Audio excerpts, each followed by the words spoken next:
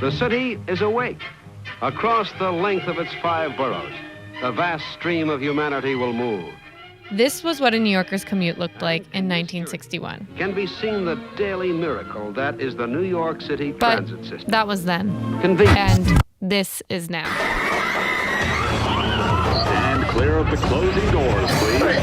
Subway riders demanding an end to their commuting nightmare. So fed up with all the delays and cancellations that they are suing the MTA. New York subway now has the worst on-time performance of any major rapid transit system in the world, and commuters are pissed. This woman's commute has gotten so bad she's considering leaving a job she really likes. No, I got a new job. This rabbi was sent into a panic when his train stalled just before Shabbat. And then there's this guy who was stuck underground for so long, commuters saying to pass the time. God gonna make me lose my mind up in here. It's been 2 hours. They ended up making a Facebook group. They're still in touch. Yeah. The mornings where every single line is delayed feels like cruel or arbitrary. But it really wasn't that long ago that New Yorkers would laugh at other city subway systems. 4 lines in Boston, 2 in LA, that's cute. In New York, our trains run 24/7. We have 665 miles of track, 472 stations, 27 subway lines, and almost 6 million riders every single day. Does it really have to be this way? Also, has it always been this bad? Turns out, the MTA has recovered from a transit crisis before. Ladies and gentlemen, we are being helped momentarily by the train's dispatcher. These were the trains in the 1970s. Poor maintenance, high crime, and widespread graffiti. It was kind of scary. And that's Jim. He's been reporting on the subway since before I was born. He wrote the book about the subway, literally. In the 70s, it was really, really bad. Maintenance really had suffered. So officials poured money into the system and it improved. They are working on it. They're doing the best they can. They're fixing the track. Well, they're fixing the track. They put in a new escalator downstairs. They improved it in the 80s. Today we got better equipment, better parts, and better tools. In the 90s, it gets to be kind of the best it's ever been. The 1990s were the golden era of subway functionality. So if you want to prove to someone that New York has it all, just show them your MetroCard Gold. New York's governor at the time, George Pataki, called it a transit renaissance. But then that city that has it all started taking the system for granted. Starting with Mayor Rudolph Giuliani. Cut down the size of city government. Just a year into his first term, the mayor cut the city's contribution to the MTA's budget by millions of dollars. And then Governor Pataki followed Giuliani's lead. And so began a trend of mayors and governors diverting part of their budgets away from the MTA and toward their own priorities. And then blaming one another for the problems that followed. Right. So while the city and state contributions got smaller and smaller and smaller, subway ridership went up, and so did the fares.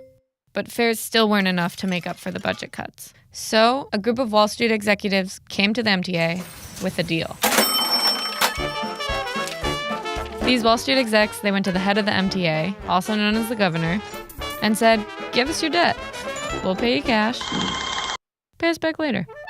Pataki agreed to the deal to refinance the MTA's debt. Basically, they used the Amex to pay off the MasterCard. And these bankers, many of whom were donors to Governor Pataki's campaign, walked away with $85 million in commissions and fees. And that debt lives on today. Finally reaches its destination. Even if some of the equipment we're still paying for does not. Great habitat enhancement for fish and shellfish.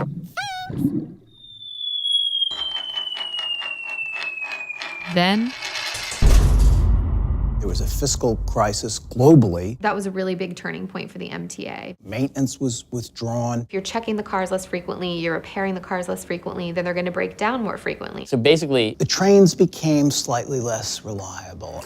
But there were millions of dollars draining from the MTA's budget that could have been used for maintenance. So what happened was, this summer, Governor Cuomo's administration forced the MTA to bail out some upstate ski resorts after an unusually warm winter.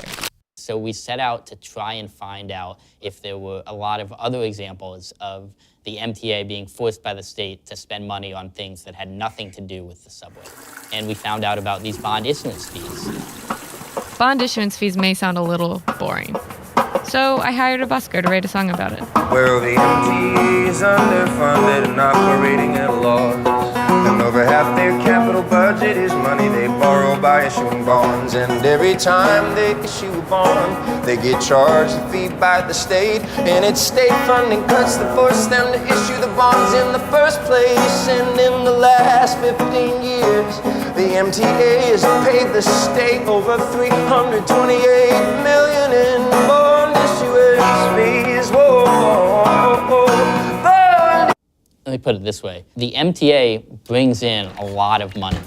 The state has used that money as a piggy bank for other priorities. The next stop is Fulton Street. Fulton Street was the pet project of a guy named Sheldon Silver. He wanted Fulton Street to be the Grand Central Station of downtown Manhattan. So construction started, the years went by, and the day of the grand opening arrived. Oh, gosh, we're way over budget. At this point, the MTA board wants to scale things back. And one of the board members, Nancy Cheval, wife of Paul McCartney, said, we're not building cathedrals here. But the next day, Sheldon Silver demanded, you are going to build this thing the way it was originally supposed to be built, or else I'm going to veto your capital budget. So the MTA complied. $1.5 billion on one station. We didn't get an extra subway car, an extra foot of track. Nothing. Did I say it was in his district? Fulton Street was just one example. These politicians really wanted to be able to have a big project. They could champion mosaics and artwork, and everything is brand new. Shiny subway station. This is exciting, right? I did this for you. Here is my gift to you. Okay. Yeah, and I feel good about that. Of course you should. You can't really do that with replacing some ancient subway signal system that people don't even know exists. No one wants to talk about the signals. I don't think I understand how the signals even work. And neither did I. So I watched a documentary released by the MTA to learn more. People know that the system is old, but I don't think they realize just how old it is. It's not just the architecture that's 100 years old. It's a lot of the basic technology as well. We never really know where the train is. Yeah.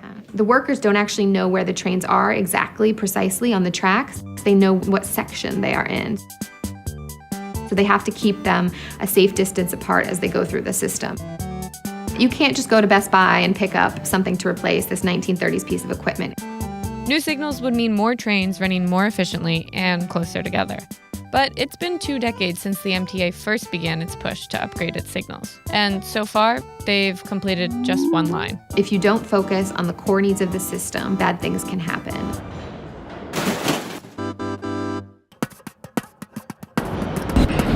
So the trains were not as well taken care of, the signal system deteriorated, and there was very little margin for error.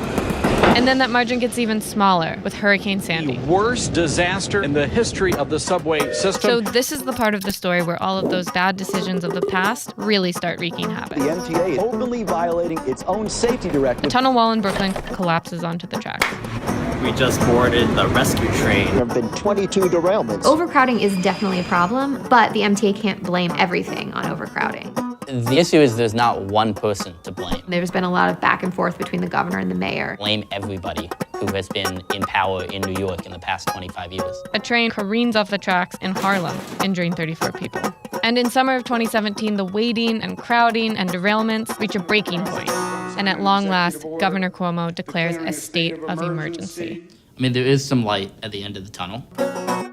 No pun intended. I actually did not intend that pun. You know, there are some signs that politicians are now taking the maintenance of the subway system seriously. Elected leaders are finally expected to come out with a plan to pay for the MTA. And I think there's a consensus they can't just rely on debt anymore. I believe in you, Subway. You gotta get it together. We want to do this. We need to do this. We will do this. I think delays in a messed up way are a way to bring people together. There's no New York City without the subways. I regard it as the great public commons of New York. Yeah, it was good. Nice meeting all of you. They ride together, and in this journey can be seen the daily miracle that is the New York City transit system, upon which the very existence of the city and its people depend.